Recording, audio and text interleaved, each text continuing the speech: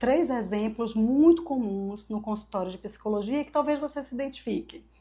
Por exemplo, é muito comum que a família chegue com a criança desejando bastante que essa criança tenha suas emoções reguladas, que aprenda a ouvir um não. E aí, uma cena muito recente comigo, né, com a criança, com uma família, foi que eu fiz um combinado com essa criança na sessão e que, se a criança cumprisse sua parte no combinado, ela poderia escolher 3 brinquedos para uma outra atividade. E aí a criança não cumpriu a sua parte e queria escolher 4 brinquedos, mas eu combinei com ela apenas 3. Então a criança desregulou na sala, chorou bastante, dizia que queria 4. E quando eu fui levá-la até a família, ela chorando muito, a família disse: por que ela está chorando? Eu expliquei que ela ouviu um não, que ela foi frustrada e que era importante que isso fosse feito.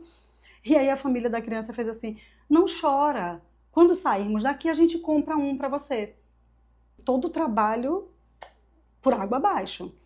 Um outro exemplo: uma determinada família gostaria muito que minha filha mudasse alguns comportamentos que nós consideramos errados, não concordamos, não compactuamos com isso, e gostaríamos inclusive que ela tivesse a nossa religião.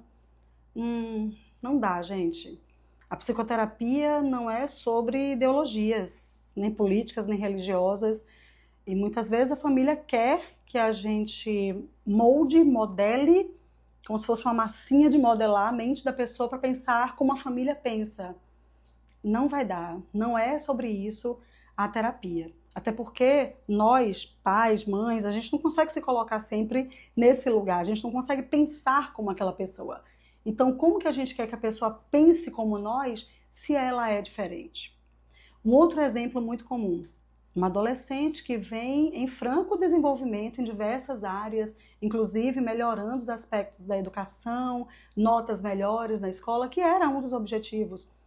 E quando a gente repassa isso para a família, a pessoa nos devolve: olha, não adianta nada eu estar melhorando, porque aqui em casa eu ouço: você não melhora em nada, esse ano foi o seu pior ano. Como assim o pior ano? Se a pessoa tem desenvolvido e isso é palpável, a escola fala sobre isso, né? A própria casa percebe essa mudança.